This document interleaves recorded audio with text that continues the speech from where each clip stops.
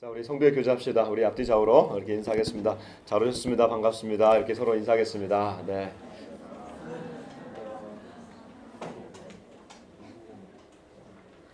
반갑습니다. 자, 여러분 어떤 사회든 범죄가 없는 사회가 없어요. 네, 범죄가 없는 사회가 없는데 그 범죄를 잘 유지하는 사회일 만큼 안전한 사회라고 할 수가 있습니다. 제가 보니까 경찰청 조사를 보니까 3대 강력 범죄가 있습니다. 여러분 3대 강력 범죄가 뭘 것 같아요? 살인, 강도, 또 강간입니다. 예, 살인, 강간, 강도입니다. 예. 이게 이 3대 범죄를 잘 유지하는 만큼 사회가 안전하고 치안이 잘 유지가 되는 그 좋은 사회라고 할 수가 있겠어요.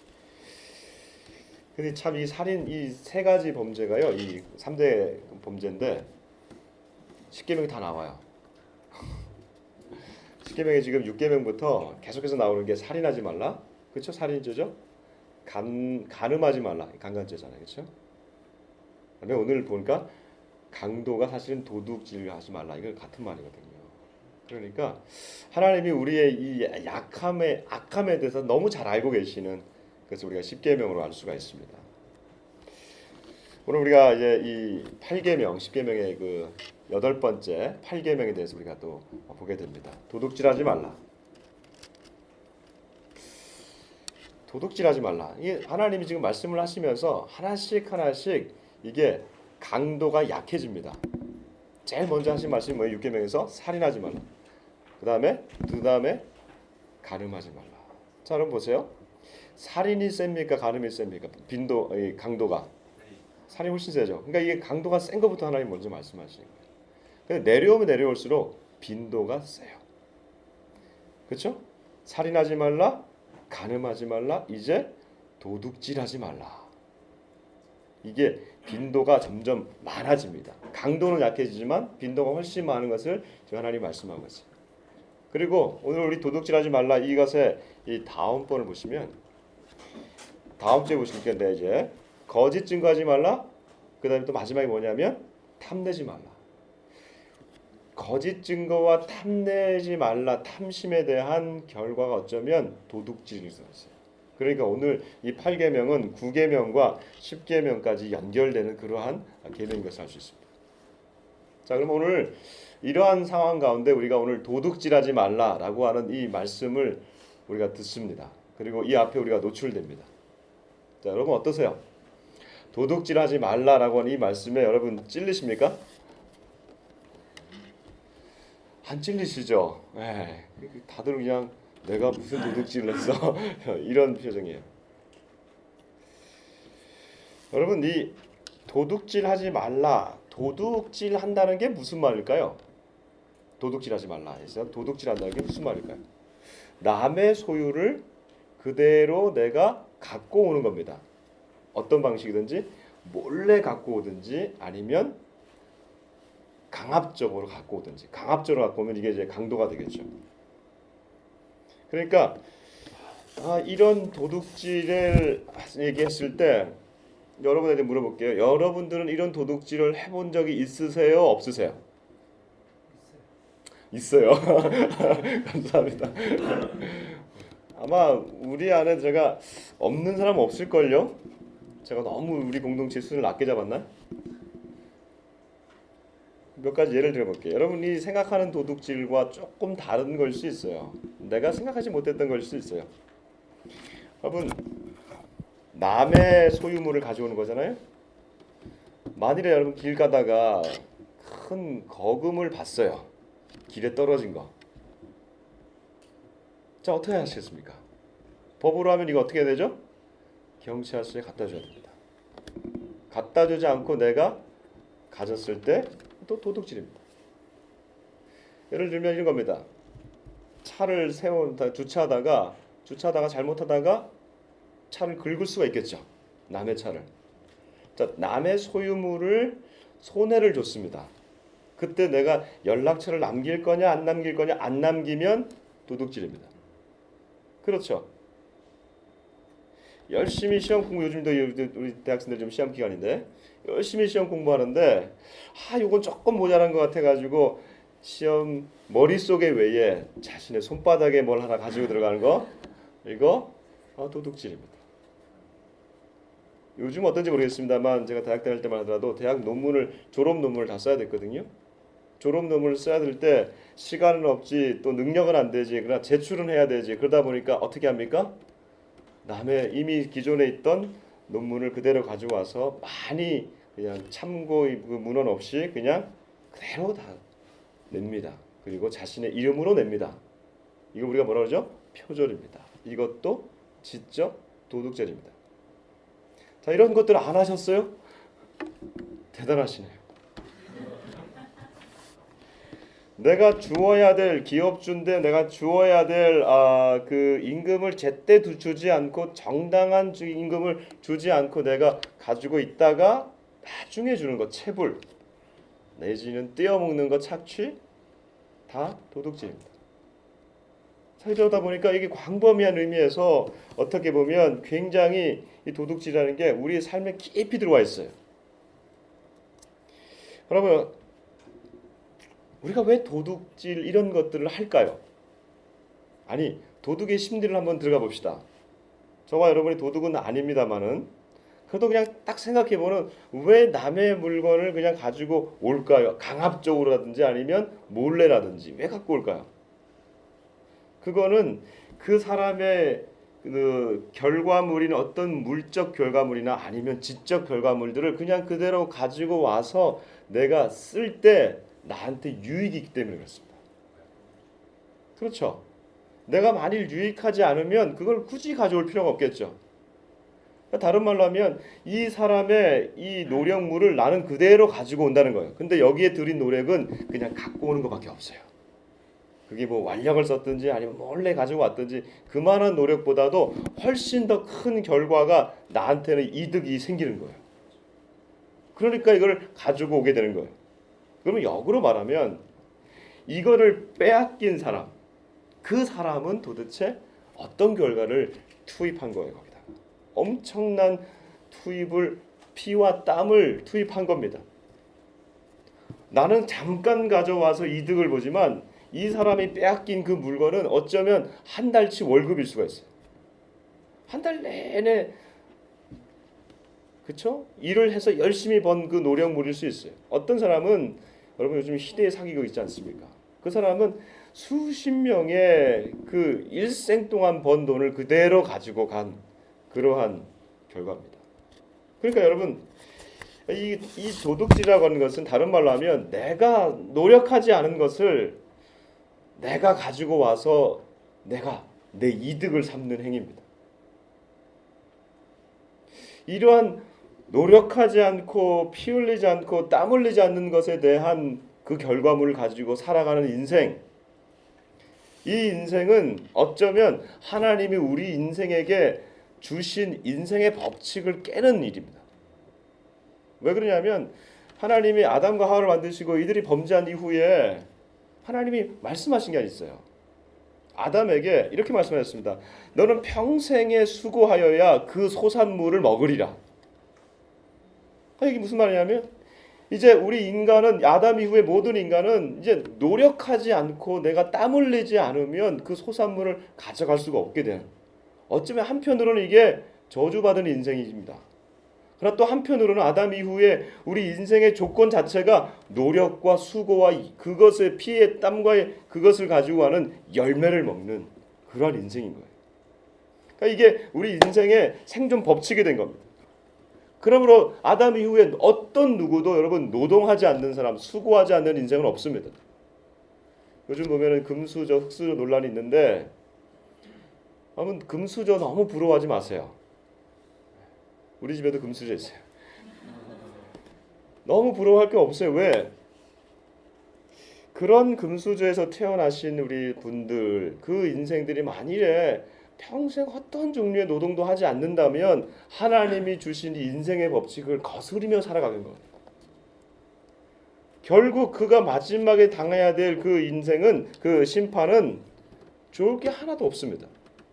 그러므로 여러분 그렇게 좋아할 게 없습니다. 인생은 노동을 하고 그 수고물을 먹고 살아가는 게 맞습니다. 이게 인생의 법칙이에요. 하나님이 왜 안식일을 만들었어요? 우리가 안식하면 굉장히 좋아하고 막 기뻐하고 나도 안식해야지 하지만 사실은 안식일이 있는 이유가 뭡니까? 그 안식일 이전에 6일이 있기 때문에 안식일이 있는 거 아닙니까? 나머지 7일에다가 그 한 날에다가 초점을 두는 게 아니고 하나님은 이 6일 동안 열심히 일하고 그 일한 것에 대해서 놀라고 하는 겁니다. 쉬라고 하는 것이 놀라는 게 아니라. 우리는 그 쉬는 거에만 초점을 맞추고 있는데 워낙에 하나님은 지금 일하시고 그 다음에 쉬는 겁니다. 우리 인생의 법칙은 그러니까 최선을 다해서 이 땀을 흘리면서 그 수고의 결과물들을 가지고 사는 게 맞는 겁니다. 여기에서 우리가 더 나은 삶을 살려고 노력하는 것이죠. 그러니까 이렇게 쉽게 남의 물건에 손을 대서 삶을 쉽게 살아가려고 하는 그러한 태도에 대해서 하나님은 싫어하시는 겁니다. 그리고 반드시 심판하는 겁니다. 여러분들이 어떤 행위를 하셨든지 이 말씀 앞에 여러분 자신을 한번 돌아보는 시간이 되었으면 좋겠습니다. 내가 땀 흘리지 않고 그 이익을 그대로 따먹으려고 하는 행위를 하지 않았나? 한번 돌아보십시오. 불로소득을 내가 노동하지 않는 소득을 내가 취하려고 하지 않았나? 노력한 만큼 가져갈 수 있다면 그것으로 내가 행복할 수 있어야 됩니다. 그것 아니면 여러분 그것은 어쩌면 하나님이 주신 인생의 법칙을 벗어나는 것이기 때문에 죄가 된 것입니다. 예를 들면 복권 같은 거죠. 여러분 우리가 대박의 꿈을 꾸지 않습니까? 정말 이 복권은 제가 볼 때 합법적 죄예요. 우리나라에서 이게 어느 나라든 다 합법으로 하니까. 불로소득을 가지고 살아가는 사람들을 특별히 복권을 당첨돼 가지고 살아가는 사람들의 결과를 보면 이게 얼마나 큰 죄인 걸 알 수 있습니다. 3분의 1이 가정이 파탄된답니다. 제가 한번 봤어요. 우리나라에서 복권을 사가지고 어떤 사람들이 복권에 당첨되고 그다음에 당첨되는 사람들이 당첨된다는 건 그만큼 많이 투자를 했다는 얘기잖아요. 평균을 낸 조사가 있더라고요. 평균을 내서 보니까 그 사람들이 집이 약 한 20평 미만의 집을 소유하고 있습니다. 그리고 고졸입니다. 거의 평균적으로. 그리고 기혼이고 40대이며 생산직에 종사합니다. 이게 무슨 말일까요? 학력이 낮다고 하는 것은 그만큼 이 사회에서 올라갈 수 있는 신분 사다리가 많이 끊어진 겁니다. 그리고 기혼입니다. 그리고 40대입니다. 다른 말로 하면 그 시기에는 가장 많은 돈이 필요한 때입니다. 그러니까 어쩌면 이게 복권을 사서 내가 이 신분에서 이 상황에서 내가 좀 탈출해보고 싶다라고 하는 그런 유혹이 상당히 많은 때가 바로 이때입니다.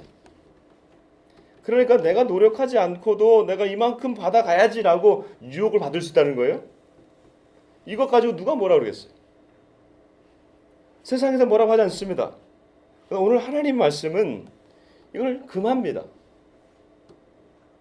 우리나라 기독교에서는 이것을 금하지 않지만 미국에 있는 미국 남침례교회, 미국에서 가장 큰 교단인데요. 제가 있을 때는 거기 있을 때 복권에 대해서만큼은 아주 철저하게 금했습니다. 그래서 복권을 당첨해가지고 신자가 복권을 당첨해가지고 그것을 11조로 낼 때 그걸 받지 않습니다. 왜요? 불로소득한 것을 10의 1조를 하나님 받지 않겠다고 하는 겁니다. 하나님은 11조를 내는 걸 기뻐하십니다. 그러나 그 소산물에 열심히 노력한 것에 10의 1을 드리라는 것이지 노력하지 않은 것을 불의한 것을 가지고 와서 하나님 앞에 드리는 것을 원치 않는다는 것이죠. 그러면 이런 의문이 들 겁니다. 우리 안에서. 아니 우리 인생에 있어서 이렇게 어떻게 노력하고만 살아갈 수 있나. 직장에도 보면 보너스라는 게 있는데 우리 삶에 그런 어떤 무슨 그런 게 좀 있어야 되지 않겠냐. 그런 생각 들지 않으세요? 오늘은 별로 안 드는 생각인데 그런 생각이 들잖아요. 우리 인생에 있잖아요. 그렇죠? 그래요. 그게 참 우리 인생에 이게 빡빡한 인생 가운데 주어지는 선물이라는 게 있어요. 여러분 우리 인생에 있어서요 선물이 있습니다. 어떤 선물입니까? 우리 인생은 처음부터 태어날 때부터 노력하면서 살아가는 인생입니다. 수고와 땀으로 이루어진 인생이라고 했어요. 그래서 내 손으로 일군 가정, 기업, 공동체 이게 다 내 거라고 생각합니다. 그리고 내가 가진 거라고 생각합니다. 그런데 우리의 이 영역을 우리의 영혼과 영혼까지 확장시키려고 합니다. 거기는 안 되는 거예요. 영혼에 있어서 영생에 있어서는 이 노력이 되는 게 아니라고 하는 것이죠. 영생에 있어서만큼은 내가 노력해서 되는 것이 아니고 주어진다는 거 하는 것입니다. 얼마 전에 그 신문을 봤더니 동국대를 나오신 분이세요. 동국대가 불교학교이기 때문에 이 동국대 불교학과를 나온 분이세요. 오래전에. 그 이후로 지금 40년 동안 이 불교계에서 그가 공부를 해가지고 불교학 박사를 하신 분이세요. 그 논문을 보니까 이런 논문이에요. 92년 논문인데 대승불교 후기 경전인 능엄경 연구랍니다. 여러분 능엄경 들어보셨어요? 이 아마 불교에 아주 중요한 경전 같습니다. 이 능엄경을 연구한 이분이니까 40년 동안 이 사람들을 가르치고 동국대와 또 중앙승가대에서 가르친 이런 학자라고 합니다. 근데 이분이 그렇게 진리를 위해서 수행하고 했는데 3년 전부터 꿈을 꾸면은 밤에 계속해서 이 헛것이 보인다고 하고 어두운 것이 보인다는 겁니다. 그리고 어느 날은 이 거칠게 생긴 산에 두 사람이 들어와가지고 자신을 끌고 가려고 할 때 자기가 너무 놀래가지고 잠을 이루지 못하는 그런 상황이 되어버렸습니다. 그러니까 이래 죽음의 그림자가 점점 다가오자 그가 할 수 있었던 건 아무것도 없었다는 겁니다. 그 죽음의 그림자 앞에서 그가 할 수 있는 거는 그가 그렇게 40년 동안 수행해 왔지만 여러분 불교가 얼마나 수행합니까? 얼마나 자기 자신을 절제하면서 정말 참된 그 불도들은요, 불자들은 정말 열심히 하거든요. 근데 그 수행이 자신을 구원하지 못한다는 거예요. 마지막 그 순간 앞에서 죽음의 문턱 앞에서 자기가 너무 무력하더라는 거예요. 근데 그때 읽었던 그가 어릴 때 읽었던 성경 말씀이 기억이 나더라는 겁니다. 그게 뭐였냐면 로마서 10장 9절에서 10절 말씀입니다. 제가 읽어드리겠습니다. 예수를 주로 시인하며 또 하나님께서 그를 죽은 자 가운데서 살리신 것을 네 마음에 믿으면 네가 구원을 받으리라. 여러분 보십시오. 예수를 주로 시인하며 또 하나님께서 그를 죽은 자 가운데서 살리신 것을 내 마음에 믿으면, 믿음이 아니라 그전에는 행위로 열심히 내가 구원을 이루리라 생각했었는데 이 말씀을 딱 읽는 순간에 그가 어릴 때 읽었던 이 말씀을 읽는 순간에 그 안에 믿음이 생긴 겁니다. 여러분 이 믿음이 들어오니까 그가 마음이 평안해지면서 예수 이름을 부르게 된 겁니다. 그 다음부터 그가 그런 꿈에서 벗어나기 시작하면서 그가 얼마 전에 간증집을 냈습니다. 내치신 부처님, 안으신 예수님.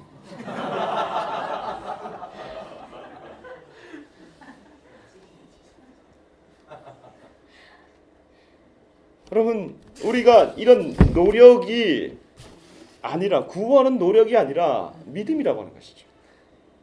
도둑질하지 말라라고 하는 이 명령을 거꾸로 뒤집으면 그러니까 하지 말라라고 하잖아요. 그렇죠? 이걸 우리가 긍정적으로 얘기하면 아마 이렇게 될 겁니다. 열심히 살라. 그리고 노력한 만큼 열심히 살아라. 이런 의미일 것입니다. 근데 이것이 구원에 적용되면 원리는 달라지는 거예요. 내가 열심히 노력한다고 구원이 되는 게 아니라는 것이죠. 구원은 믿음으로 이루어진 줄 믿습니다. 구원은 믿음으로 이루어지는 거예요. 그러나 믿음 이후에 여러분 이 노력의 원리는 그대로 적용이 됩니다. 구원받은 이후에 여러분 믿는다고 하면서 그냥 그 믿음의 상태를 그대로 가지고 갈 수는 없습니다. 왜냐하면 구원받은 자들로서 이 믿음을 가진 자들로서 이 믿음을 보여야 되기 때문에 그렇습니다. 저는 그 믿음을 보이는 그 행위를 노력이라고 얘기하고 싶습니다. 내가 믿음대로 살지 않는데 누가 나를 믿는 자라고 얘기해 줄 수 있겠냐 이겁니다. 여러분들이 직장에서 여러분들을 믿는 자로 표현하지 않는다면 여러분 그 믿음이 무슨 믿음입니까? 구원에 관해서는 우리가 믿음을 갖지만 구원 이후에는 그 믿음을 열심히 노력하지 않는다는 것이죠. 예수님께서 베드로를 향해서 그 물가에 배에서 나와서 물가로 내게로 건너오라고 말씀하십니다. 걸어오라고 말씀하십니다. 여러분 우리가 정말 믿음이 있다면 배 밖으로 나가서 물 위를 걸어야 되는 노력을 해야 되는 것입니다. 근데 믿음은 있다고 얘기하면서 우리는 배 바깥으로 나가려고 하는 그런 노력을 하지 않고 그냥 예수님 바라보면서 예수님이 당신이 내게로 오십시오라고만 한단 말이죠. 여러분, 그러니까 우리가 어떻게 이 예수님을 믿는다고 하면서 이 믿음만 가지고 있으면서 어떻게 탈랑 구원받냐 이거예요. 이 믿음을 여러분 우리가 증명해 보여야 되지 않겠습니까? 이 삶이라고 하는 것에서 이 믿음을 정말 살아있는 믿음으로 내가 노력해야 되지 않겠냐 이거죠. 믿음은요, 이게 굉장히 추상적인 거예요. 내가 믿는다. 여러분, 믿는다는 거 얼마나 이게 추상적입니까? 그러나 그 추상적인 게 현실을 바꾸지 않습니까? 그 추상적인 그 믿음이 나로 하여금 구원에 이르게 하지 않습니까? 이 추상적인 믿음이 실제적인 거라는 겁니다. 그 실제적인 것을 우리가 믿는다면 내 손과 발에서 이것이 나와야 된다고 하는 것이죠. 그 행위를 내 사람들과의 관계에서도 그렇고 내 공동체에서도 그렇고 물질의 영역에서도 그렇고 시간의 영역에서도 그렇고 다 나와야 되는 것입니다.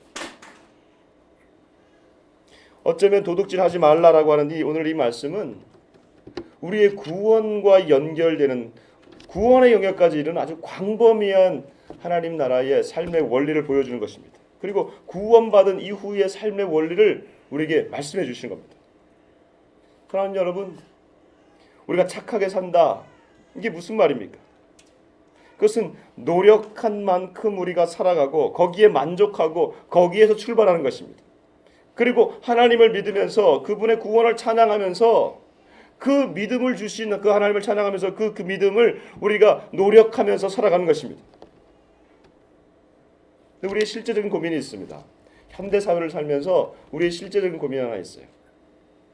그게 뭐냐면 나는 정말 착하게 살고 싶고 노력하면서 살고 싶고 정직하게 살고 싶은데 내가 속한 조직과 내가 속한 회사나 어떤 구조, 더 큰 구조, 이건 뭐 민족일 수도 있고 국가일 수도 있습니다. 이런 구조 가운데서는 남의 것을 착취하고 남의 것을 가지고 가는 것이 마치 정의인 양 그렇게 여겨지는 구조와 조직일 수 있다는 겁니다. 그렇지 않아요, 그렇죠? 여러분이 속한 회사나 아니면 여러분이 속한 어떤 그런 스몰 조직에서 그것이 아무 정당화되고 조직의 이름으로 정당화될 때가 있지 않습니까? 여러분, 이럴 때 어떻게 하겠습니까? 이런 악한 구조, 죄를 이렇게 계속해서 드러내게 하는 이런 구조 가운데 여러분이 있다면 여러분 어떻게 하시겠습니까? 여러분이 누구를 봐야 되냐 이겁니다. 2차 대전 때 독일에 유명한 나치가 있지 않습니까? 히틀러가 있었습니다. 히틀러가 유태인을 600만을 학살했는데 사실 그 유태인을 학살하는 데 있어서 아주 중요한 옆에 장교가 하나 있었습니다. 그 사람이 누구냐면 아돌프 칼 아이히만이라고 하는 장교입니다. 이 아이히만이 이 도움으로 인해 가지고 조직적으로 이 유태인들을 전 그 유럽에 있는 유태인들을 다 해서 가스실에서 600만을 죽였는데요. 얼마나 나쁜 인간입니까? 근데 이게 히틀러는 죽었지만 이 아이만 도망쳤어요. 피신을 했습니다. 그래서 무려 한 10여 년 동안 도망치고 살고 있다가 이스라엘이 결코 놔두지 않죠. 이스라엘이 잡아가지고 1959년에 종전 이후에 1959년에 그를 잡아서 재판을 하기 시작했습니다. 독일에서 재판을 하는데 생각해 보십시오. 도대체 얼마나 악한 인간이기에 그렇게 많은 인간을 죽였을까? 그래서 전 세계 언론이 주목했습니다. 정작 이 재판장에 나타난 이 아이히만은 너무나 깜짝 놀라게 이 사람은 너무나 평범한 소시민이었다는 겁니다. 자녀를 사랑하는 아버지였고 아내에게 아주 따뜻한 남편이었습니다. 사람들이 깜짝 놀란 게 어떻게 이런 소시민이 이렇게 사람을 많이 죽일 수 있냐. 법정에서 그가 이렇게 얘기합니다. 내 죄는 없습니다. 나는 국가가 그 당시에 시킨 것을 공무원으로서 충실히 행한 죄밖에 없습니다. 이거예요. 자, 여러분 어떻게 하시겠어요? 정말 이 사람은 그 히틀러 밑에서 아주 충실하게 그 일들을 행한 죄밖에 없는 거예요. 이게 죄라면. 또 공무원으로 봤을 때 공무원 복무수칙에 의하면 이게 맞는 거지 않습니까? 이런 아이러니를 보면서 옆에 있는 그 철학자, 그 당시 철학자가 이런 얘기를 했어요. 아이히만의 죄는 불의한 국가에서, 불의한 체제 내에서 동조하며 생각하지 않고 충실히 일한 것이 죄다. 그래서 그의 죄는 일명 생각하지 않은 죄가 되어버렸습니다. 이게 진짜 죄예요. 생각하지 않은 죄. 이게 뭘 말하는 걸까요, 여러분? 인생의 법정에서도 생각하지 않는 죄를 단죄한다면 인생의 법정보다 더 높은 하늘 법정에서는 우리를 뭐라고 말씀하시겠냐 이거예요. 우리가 누구를 바라보며 일할 것이냐, 내가 누구를 바라보며 더 큰 정의를 위해서 일할 것이냐, 이것이죠. 내가 속한 사회와 내가 속한 조직에서 이것을 그대로 유도했습니다. 나는 조직에 충실했을 뿐입니다. 라고 말할 수 있겠습니까? 이렇다면. 여러분 그렇지 않습니까? 내가 조직에서는 그랬습니다. 어쩔 수 없었습니다. 내가 속했던 이 국가 가운데서는 어쩔 수 없이 그렇게 살 수밖에 없었습니다. 그렇게 얘기할 수도 있지 않겠습니까? 그러나 우리는 이것을 그냥 넘어갈 수가 없다는 것입니다. 우리는 이렇게 기도해야 될 것입니다. 하나님, 그때는 몰라서 그랬습니다. 그때 너무 힘들어서 그랬습니다. 그때는 내가 생각하지 못했습니다. 그러나 이제 생각나게 하셨으니 이 죄를 짓지 않게 주십시오. 하늘 법정에 섰을 때 내가 죄 없다라고 말하지 않도록 하나님, 내가 다시는 이런 죄를 짓지 않게 해주십시오. 이렇게 우리 안에 이 죄를 가지고 그냥 묻고 갈 수가 없는 것입니다. 이 죄를 털어내야 되는 것입니다. 왜요? 털어내기만 하면 하늘 아버지께서 우리를 안아주시기 때문에 그렇지 않습니까? 여러분, 레미제라블에 나오는 이 소설이지만 그 장발장 있지 않습니까? 장발장이 빵 하나 훔쳐가지고 그가 감옥에 갔다가 가석방으로 나왔을 때 또 배고파가지고 사회를 받아주지 않으니까 그가 성당으로 들어가지 않습니까? 성당에 들어가서 그곳에서 자신을 먹여준 이 신부를 속이고 은그릇을 훔쳐서 도망가지 않습니까? 또다시 경찰에 잡혀서 그 성당 신부 앞으로 불려오지 않습니까? 그 성당 신부가 뭐라고 얘기합니까? 그 성당 신부가 한마디 하면 이 사람은 종신형이 될 수 있는 이 상황에서 성당 신부가 뭐라고 합니까? 아니, 내가 왜 은초 때까지 줬는데 이거는 놔두고 갔냐? 이거를 가지고 가라고. 장발장이 거기서 변화되었습니다. 완전히 새로운 장발장이 되어지는 것입니다. 여러분, 우리가 우리의 죄를 고백하고 예전에 생각하지 못했던 죄를 하나님 앞에 고백하고 이제는 주님, 내가 이 체제 안에서 사는 것이 아니라 이 조직을 위해 사는 것이 아니라 내가 더 큰 하나님의 의를 위해 살겠습니다. 이렇게 고백하고 나아간다면 우리 하나님 아버지께서 우리를 받아주시지 않겠습니까? 오늘 어쩌면 이 도둑질하지 말라라고 하는 이 말씀은 현재의 죄를 지적하는 것일 수도 있겠지만 우리가 지었던 과거의 죄에서 초점을 맞추고 있을 수도 모르겠습니다. 그리고 앞으로 미래를 향해서도 생각하지 않았던 죄가 아니라 내가 생각하지 않으려고 하는 죄. 왜요? 이 죄라고 하는 것은, 이 도둑질은 마음의 동기에서부터 시작된 겁니다. 내 마음의 동기를 이렇게 트느냐 이렇게 트느냐 이걸 다 하나님이 아시지. 생각하지 않고 싶어서 이 마음을 묻어버리는 것이 아니라 생각하면서 드러내면서 주님, 내 마음의 순수한 동기까지도 주님 잡아주십시오. 그렇게 할 때에 내 행위가 조금씩 변화될 수 있습니다. 왜요? 내 안에 예수님이 계시기 때문에 그렇습니다. 내가 그리스도와 함께 십자가에 못 박혔나니 그런즉 이제 내가 사는 것이 아니요 나를 위하여 자기 아들을 버리신 하나님의 아들 예수를 믿는 그 믿음 안에 사는 것이니라. 예수님 우리 안에 있지 않습니까?